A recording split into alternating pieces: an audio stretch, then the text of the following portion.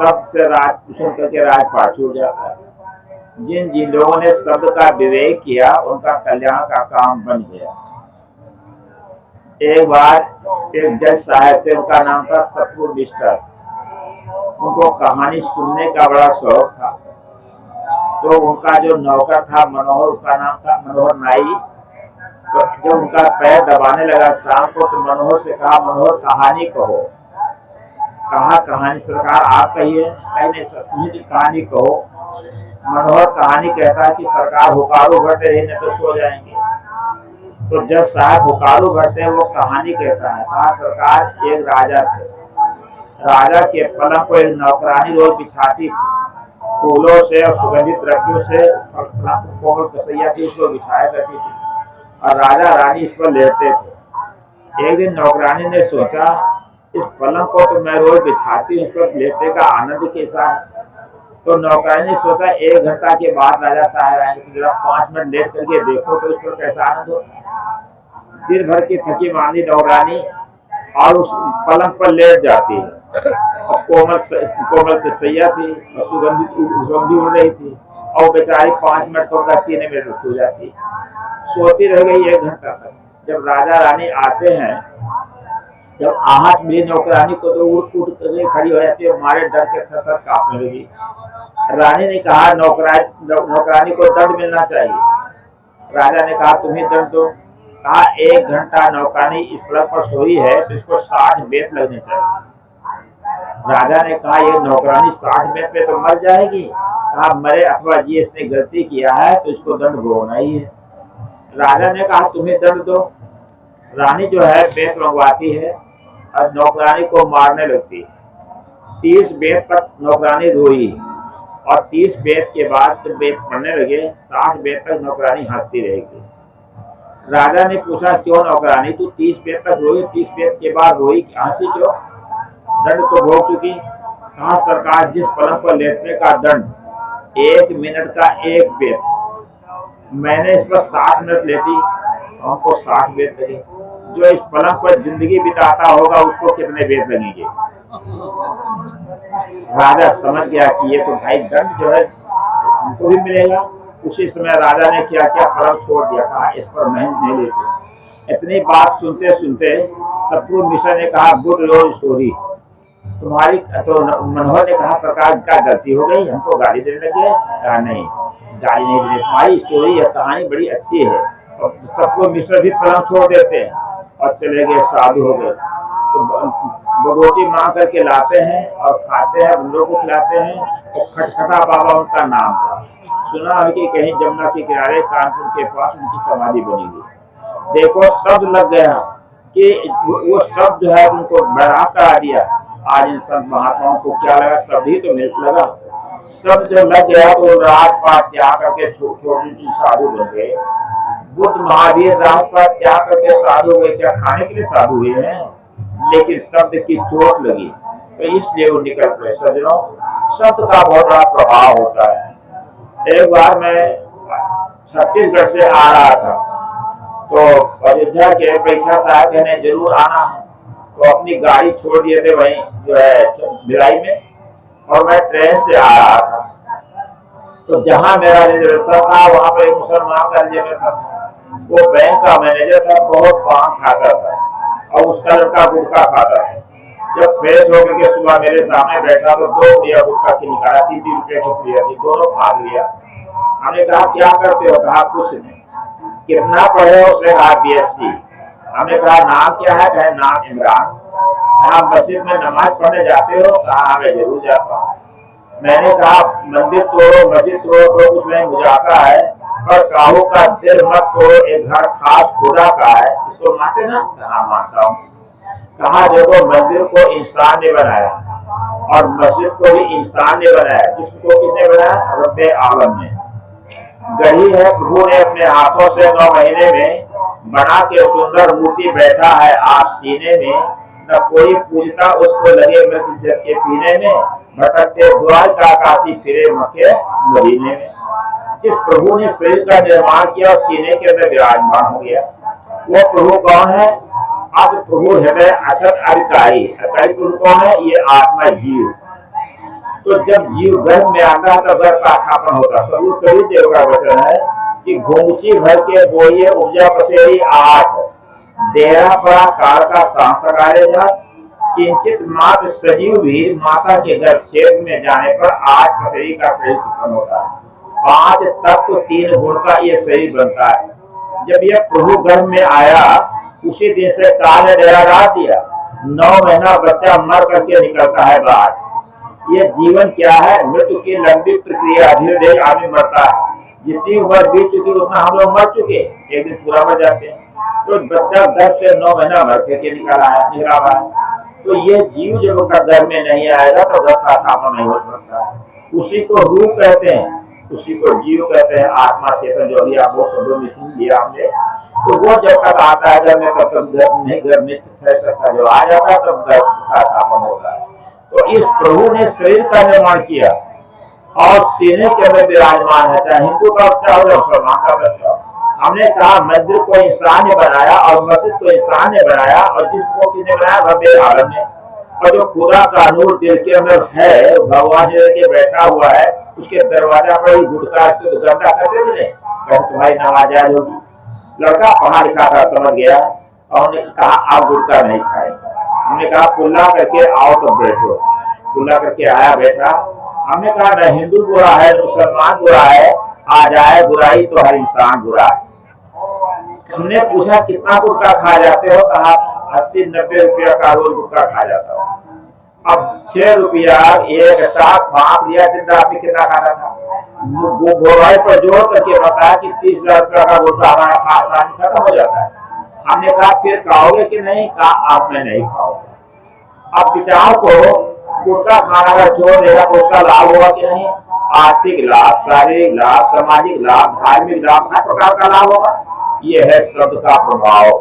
जितने लोग यहाँ पर बैठे हुए हैं तो खैर मछली मांसाहार तो नहीं खाते होंगे, जहाँ तक संभव होगा, संभव है।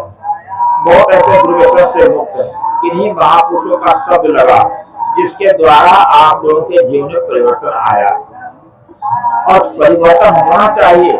एक बात और ध्यान रखें, जिस जहर के खाने से आदमी नहीं मरता है तो वो जहर असली जहर नहीं। अगर असली जहर है तो खाया ठीक से नहीं गया, अथवा वो जहर नकली था, असली जहर था नहीं, जिससे मरा वो नहीं मरा। इसी प्रकार से सत्संग के द्वारा जीवन परिवर्तन आ जाए वो असली सत्संग कहा जाता है। नहीं तो मकसद है तो चल रहा है ना, सभी लोग अपनी भी दुआ लगा रखे हैं, अपना अपना सामान बेच रहे हैं, लेकिन पढ़ो। मैं कहा करता हूँ कि जैसे जो चौकी पर बैठे हैं वो सब क्या है? चौकीदार। ये जितने लोग हैं सब चौकीदार। जमीन पर बैठे हैं वो क्या है? क्या बताओ? जमींदार। जमींदार बड़ा होता है कि चौकीदार बड़ा होता है? चौकीदार तो चौकीदारी करता, गुहार लगाता है। विभिन्न प्रांतों में कई साहब गुहार लगाते रहे, देश विदेश से हौसला, गाँव गाँव की खोज, देश विदेश में कई साहब घूमे, गाँव गाँव की गलियों में घूमे, अपने ज्ञान को देने के लिए। ऐसे ही उन्हीं के अनुयायी संत जन देखो भी शायद बनारस से आए हुए, और भी संत विभिन्न प्रांत से सब आए, घूम घूम करके समाज को शिक्षा देते हैं अपने लेखन के द्वारा, प्रवचन के द्वारा, चरित्र के द्वारा। तो इस प्रकार से समाज को शिक्षा वो दे रहे हैं। ये कितना बड़ा उपकार संतों का है। तो कहने का मतलब ये है कि संत महात्मा घूम के समाज को शिक्षा दे रहे हैं, जाओ उठो जाओ। तो हम लोग जगाने के लिए आए हैं। 15 प्रांत में मैं जाता हूँ, कभी साहब भी कितने प्रांतों गए होंगे, लेकिन हम लोग भी इस प्रकार जाते हैं। कभी साहब भी कई प्रांत में जाते हैं, सदगुरु शिवराज साहब जी कितने प्रांतों में गए, जहाँ जहाँ जा करके समाज को आदमी बनाते हैं। आदमी का आकार है लेकिन आदमी का विचार नहीं, आदमी की आकृति है लेकिन आदमी की प्रकृति नहीं, आदमी की शकल है लेकिन आदमी की अकल नहीं। क्या वो आदमी है? आकार आदमी का है, विचार आदमी का नहीं है। आदमी गाय जो है दूध में पानी मिला देता है। क्या आप जानते हैं गाय है कोई स्कूल कॉलेज में पढ़ने के लिए नहीं गई है, लेकिन वो दूध में पानी नहीं मिलाती, पर आदमी क्या करता है? दूध में पानी मिला देता है, अनाप शनाप खाता पीता है। एक बार मैं ट्रेन पर बैठा था, ट्रेन पे फाका लगी हुई थी, एक बकरी फल का छिलका या दाना चुप चुप के खा रही थी, और वहीं पर अंडों के छिलके को ढेर लगा रखा था ठेले वाले ने, और ढेर लगा हुआ था अंडा का छिलके का, और बकरी जाकर सूख कर चल देती है। मैं देख रहा था का ये बकरी कोई स्कूल कॉलेज में पढ़ने के लिए नहीं गई, लेकिन बकरी ये समझती है आहार पदार्थ है। और पढ़ाई में क्या करता है, अंडा फोड़ फोड़ के खाता है। मालूम पड़ता है सारा प्रोटीन मुर्गी के अंदर घुस बैठा है। संडे हो या मंडे रोज खाओ अंडे। अब कुछ डॉक्टर वैज्ञानिक लोग क्या कहते हैं, संडे हो या मंडे कभी ना खाओ अंडे। अंडा में कोलेस्ट्रॉल नाम का जहाज पाया जाता है। अंडा की सफेदी का कोलेस्ट्रॉल मनुष्य की यकृत में जमा होता है, जिससे चट पैदा होता है। अंडा खाने से रक्तचाप, दिल के धड़कन, गुर्दे की बीमारी, पथरी आदि की बीमारियां होती है। अब कितनी ताकत अंडा में। सांप भी अंडा खाता है क्या? भैंस अंडा खाता है? ऊंट हाथी अंडा नहीं खाता, लेकिन कितना बलवान होता है। अंडा खाने वाले को अगर यही गाड़ी फंस जाए तो उसको धक्का लगाओ तो ऐसा जाएगा कि आपसे सिंगाई करने शुरू हो जाएगी। अंडा में ताकत है क्या? अब खुद फिर मछली मांस भी खाते हैं। घर में मुर्गा मरे जो कोई ताजे अन्न खाए, और बाहर से मुर्गा वाले ताको खाए पकाई, देखो दुनिया की बुराई।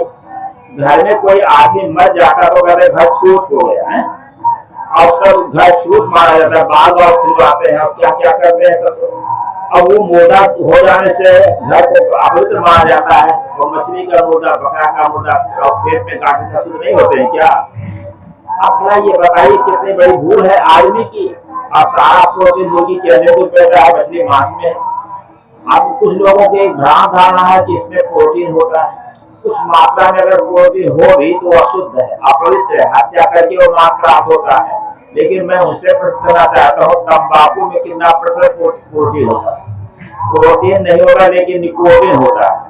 विटामिन विज्ञान के शोधकर्ता डॉक्टर डब्ल्यू जेकर ने कभी ने बताया, 1 किलो तंबाकू का विष अगर वैज्ञानिक ढंग से इकट्ठा कर दिया जाए तो 900 चूहे, 1200 खरगोश, 30 आदमी आसानी से मारे जा सकते हैं। तंबाकू में इतना विष होता है। अब गुटखा भी खाते हैं। गुटखा में भी एक बार ट्रक जा रही थी, ट्रक का एक्सीडेंट हो गया। उसमें कार्टून भरे हुए तो कार्टून में छिप कर दिया रोशी थी, और वो कार्टून जब फट गया छिप के लिए भागने लगी। पता लगाया गया वो कार्टून कहाँ जाता था, उस शिखर की फैक्ट्री में जाता था। उसको पीस करके उसमें मिला दिया जाता है। क्या क्या मिलाया जाता है आप जानते हो ना? लोभी लोग क्या क्या नहीं करते हैं। आप देहात में देखिए, साधारण लोग दूध में पानी मिलाते हैं, जो दूध अमृत है उसमें पानी मिला दिया जाता है, और घी में डालडा और डाले में चर्बी मिला देता है। तो लोभी लोग क्या नहीं करते, वो पाप को थोड़े समझते हैं। तो इस प्रकार से देखिए आदमी क्या क्या अनाप शनाप खाता है। तो क्या वो आदमी है? गाय भैंस बकरी सब धर्म में जीते हैं, कुत्ता बिल्ली भी धर्म में जीते हैं। एक शेर को अगर पूरी और खीर दोगे तो क्या खाएगा? गाय भैंस बकरी कभी मछली अंडा खा सकते हैं, और आदमी सब कुछ समझ जाता है। तो क्या आदमी वो है? आकार का आदमी, लेकिन विचार का आदमी है। आदमी दूसरे के धन को हड़पता है, चोरी बेईमानी शैतानी करता है। अगर सत्संग में आप आते हैं तो निश्चित आपके जीवन परिवर्तन आ जाएगा। ज्ञान एक ऐसी औषधि है कि सारे रोगों का समाधान हो जाएगा। एक सेठानी थी, पर्वत सो रही थी। सेठानी बड़ी धनवान थी, घर में काफी सोना चांदी उसके पास था, लेकिन कोई परिवार उसके पास नहीं था। तो एक बार महात्मा का प्रवचन हो रहा था, तो सेठानी सुनने के लिए आई। तो जब वहां पर घर में चोर को चोरी करने लगे, सोना चांदी हीरा जवाहर सब बांधने लगे, तो नौकरानी वहां पर अकेली थी। तो जाकर जब चुपके से सेठानी को बताने जाती घर में चोर चोरी करें, सेठानी उस नौकरानी हल्ला बुला नहीं किया, चुपचाप सीधे चली जाती। तो चोरों का जो सरदार था उसके पीछे पीछे चला गया, और वो जब चला गया तो सेठानी को नौकरानी कहती है चोर घर में चोरी कर रहे हैं। लेकिन सेठानी का लक्ष्य था प्रवचन सुनने में, एकाग्रचित होकर के प्रवचन सुन रही थी। नौकरानी जाकर सेठानी को पकड़ के झंझोड़ देती है, घर में चोर चोरी करे, हीरा जवाहर सोना चांदी से बांध रहे, लूट रहे हैं। सेठानी ने कहा, इतने जीवन में मैंने बहुत सा धन इकट्ठा किया, बहुत सा सोना चांदी मेरे पास था, लेकिन आज तक हमें शांति नहीं मिली। आज जो महात्मा जी के प्रवचन के द्वारा ज्ञान मिल रहा है, हमको ये असली धन लूटने दो, नकली धन लूटने दो चोरों को। चोरों का सरदार था, उसने सोचा ये कौन सा असली धन लूट रही है और हम लोग नकली धन लूट रहे हैं। वो चोर का सरदार भी बैठ करके सुनने लगा। महात्मा जी कुछ ऐसा प्रवचन किया, जो चोरी करता है उसका कई गुना देना पड़ता है, चोरी नहीं करना चाहिए। एक बार एक उदाहरण सुना दिया नारद जी का, कि जो है कहीं नारद जी और भगवान जा रहे थे, तो एक किसान के खेत के मटर लगे हुए थे, मटर तो 2-4 मटर तोड़ के देखे दाना पड़ा कि नहीं पड़ा, भगवान ने तोड़ दिया। तो नारद जी भी देखा देखी तोड़ दी, तो मटर के दाने नरम नरम वो खा गए। भगवान ने पूछा नारद जी तुमने क्या किया दाने को? कहा मार खा लिए। कहा कितने दाने थे? 10 दाने। कहा 10 दाने थे तो जाओ 10 वर्ष तक उसकी यहाँ गुलामी करो, नहीं तो ब्याज कितना हो जाएगा, 20 बोले हो जाएगा ना। तो कहा 10 वर्ष तक उसके यहाँ गुलामी करो। नारद जी जाते हैं और कहते हैं हमको मजदूर हमें काम को हमें नौकर हम लोग। किसान ने कहा महाराज क्यों? कहा आपके 10 दाने खा लिया है। तो भगवान ने आदेश दिया है कि जाओ उसको जो प्रायश्चित पे 10 वर्ष का गुलामी करना है तुमको। किसान ने कहा महाराज आप साधु हैं, ब्राह्मण हैं, जाओ हमने क्षमा कर दिया। कहा हमने गलती किया है तो गलती का काम भोगना है, हमको प्रायश्चित भोगना है, हमको काम बताइए। कहा अच्छा महाराज रखवाली कीजिए घर का। एक दिन उसके यहाँ चोर लोग आ गए, गेहूं चावल चना मटर के छली बोरा लगे हुए थे। चोर लोग उसको लेकर भागने लगे। तो नारद जी क्या कहते हैं इतने कितना तो इतने कितना, इतने कितना तो इतने कितना, 10 दाना हम खाए तो 10 वर्ष तक हमको इसकी मजदूरी करना पड़ रहा है, और ये बोरा के बोरा दाना उठा के ले जाए कितने वर्षों तक भोगेंगे। वो चोरों ने पूछा कि आप क्या कर रहे हो? देखो हमने 10 दाना खा लिया है किसान के खेत का, बिना पूछे। तो हमको यहाँ 10 वर्ष तक नौकरी करना है और तुम्हें बोरा का बोरा कितने जन्मों तक भोगोगे। चोरों के बाद में आ गई, सब बोरा को लौटा दिया वहां पर और संकट क्या चोरी दी गई। इतनी बात जब चोरों का कर रहा था सुना और गया साथियों को बुला रहा था, ये नकली धन है, इसको मत लूटो नहीं तो हमको बता देना पड़ेगा। इस चोर को जो है ये यहाँ तक हम लोग सबके असली धन लूटे। चोर लोग भी आकर सुनने लगे और संकल्प ले लिया कि चोरी नहीं करना चाहिए, और चोरी करना क्या कर दिया। सज्जनों आज ये विचार करो, जब ज्ञान मिल जाता है तो आदमी पराया पत्थर और धूल के समान समझता है, और ज्ञान नहीं मिलता तो लूट लेता, किसी का जेब काट लेता, चोरी कर लेता है। सज्जनों ज्ञान एक ऐसी औषधि है, ज्ञान मुक्ति, बिना ज्ञान की मुक्ति नहीं होती है। जब ज्ञान हो जाता है तो माता पिता परिवार पैतृक संपत्ति को छोड़ करके निकल जाते हैं, और यहाँ जितने संतों ने बैठे हुए वो उन्होंने क्या क्या त्याग किया, और त्याग करके वो अपना कल्याण का काम करे, समाज का निर्माण करे। हमारे संपर्क में आकर हजारों की संख्या में लोग मछली मांस अंडा घी तम्बाकू ज्यादा पान छोड़ने का संकल्प लिया। संत महात्मा बिना वेतन के देश सेवा का काम करते हैं, संतों को सबको समझाते हैं, कितने स्त्री और पुरुष के ज्ञान से प्रभावित होकर के और साधना में जीवन बिताते हैं, संसार में जीवन बिताते हैं, अपना कल्याण करके समाज का निर्माण करते हैं। सज्जनों ये संतों का कितना बड़ा काम है। तो कहने बात यह है कि संतों के पास आए, संतों के ज्ञान को सीखें, तो यही ज्ञान जो है जीवन के कल्याण का काम होता है। इससे होगा तो देखो यहाँ पे जो कुंभ मेला लगा हुआ है, सभी महापुरुष अपनी अपने बात को सुनाते हैं। निश्चित है जितने जो यहाँ पर आए हुए हैं सबके अंदर भी धार्मिक भावना है, और जैसे समझ है उसी प्रकार से सुनते हैं और संत महात्माओं की जो ज्ञान को दोहरा देते हैं। तन और मन और धन से लोग सेवा भी करते हैं। इसमें एक ऐसा अवसर है, एक ऐसा फील्ड है जहाँ पर आके अन्न और धन और तन का सदुपयोग होता है, और इससे लाभ लेना चाहिए। सज्जनों बहुत सी बातें हुई और संतों की विचार आप सुनेंगे। अभी देखिए अजय साहब बनारस से आए हुए, कितना सुंदर विचार आपको दिए, और भी समय विचार यहाँ देते रहेंगे। और ये जो श्री गुरुदयाल साहब ने ये जो क्षेत्र लगाया है, जो उनके विशेष अनुयायी है और भी प्रेमी जन है, वो आकर के सब लाभ लेते हैं। ये कितना बड़ा उपकार है, जो कि इतनी बड़ी व्यवस्था कर करके और कहीं पर चंदा करके या लोग सहयोग दे करके इस प्रकार से कार्यक्रम का आयोजन किया है। तो देखो ये कितना बड़ा उपकार है। तो कहने भाव यह है, गुरु संत का उपकार को समझो, संतों का उपकार अपार, ऋणी रहेगा यह संसार, ये संसार ऋणी रहेगा। इतना बड़ा उपकार संत गुरु का है। तो सब लोग इससे सब लाभ ले और यहाँ से लाभ लेकर के जाए। मैं अपनी वाणी में विराम दूंगा। बोलो सद्गुरुदेव की जय। हम अपन घोषणा करें बहुत